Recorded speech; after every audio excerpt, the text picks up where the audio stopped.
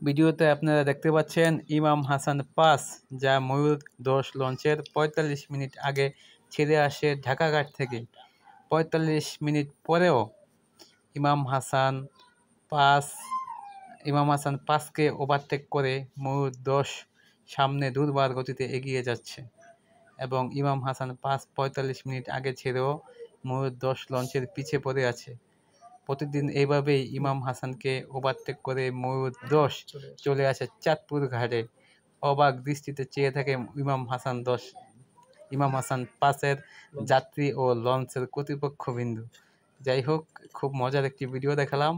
আমাদের সাথেই থাকবেন, নিত্য নতুন এরকম তথ্য সংবাদ পেতে আমাদের পেজটি লাইক, শেয়ার, কমেন্ট করে পাশে থাকবেন।